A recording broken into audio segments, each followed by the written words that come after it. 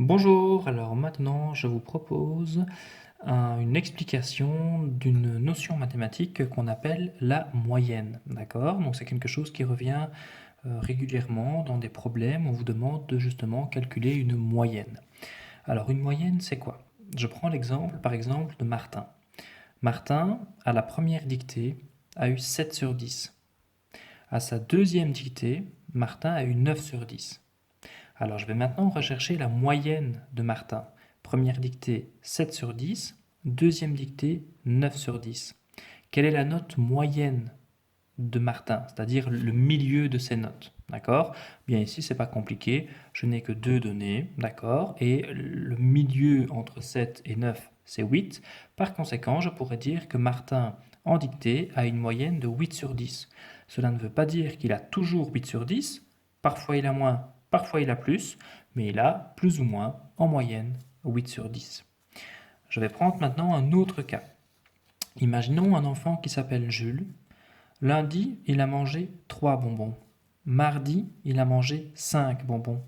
Mercredi, il a mangé 4 bonbons.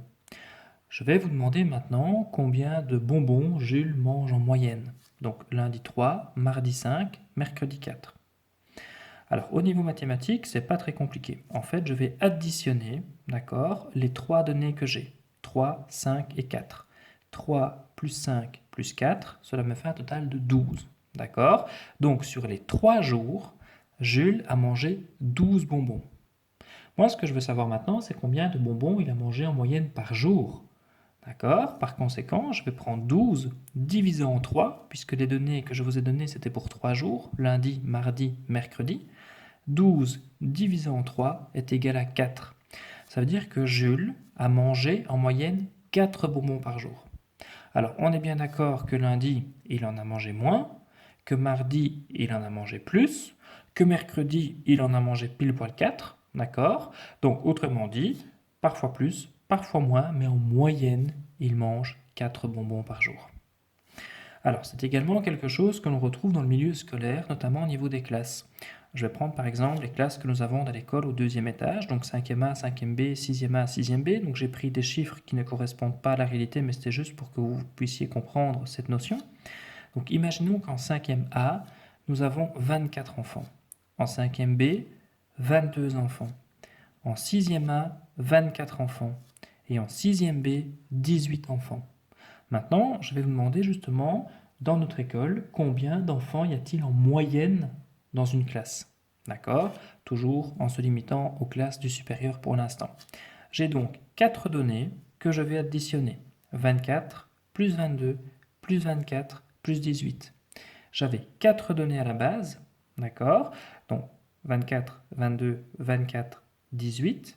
Et moi, ce que je veux savoir, c'est combien d'enfants il y a en moyenne par classe. Par conséquent, je vais diviser par 4, puisque les données que je vous ai données étaient pour 4 classes. Donc le total, 88, divisé par 4, est égal à 22.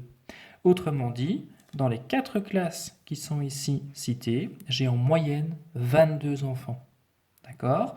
Donc encore une fois, parfois le hasard fait que j'en ai pile poil 22, parfois j'en ai moins, parfois j'en ai plus. Mais j'ai en moyenne, j'ai plus ou moins 22 enfants. Alors, la moyenne, c'est quelque chose que je retrouve dans de nombreux secteurs de la vie de tous les jours. Donc, comme nous venons de le calculer justement ici plus haut, donc on peut retrouver par exemple la moyenne d'enfants par classe. D'accord? Donc, parfois, on pourrait très bien dire, tiens, nous constatons que en région bruxelloise, par exemple, la moyenne d'enfants par classe est de 22.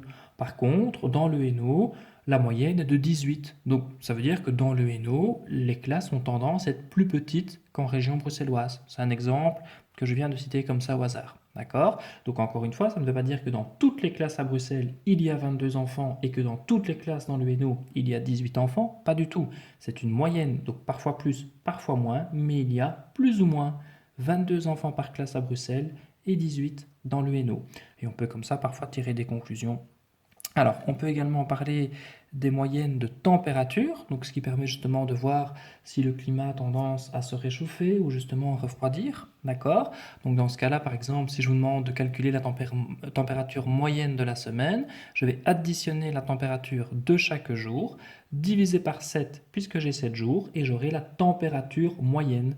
Et comme ça, je vais pouvoir justement constater que les températures montent ou descendent.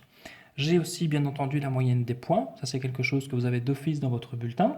Donc un enfant qui a 80% ne veut pas dire qu'il a eu 80% partout. Dans certaines matières, il a eu 70, dans d'autres 90, dans d'autres peut-être 80 pile poil, mais encore une fois, ça veut dire qu'il a en moyenne 80%. Donc de manière générale, il maîtrise 80% du savoir qui a été enseigné à l'école. Peut-être qu'en français, il maîtrise les 90% du savoir et qu'en maths, il maîtrise que 70% du savoir peut-être, mais en moyenne, si je rassemble le tout, il maîtrise 80% du savoir.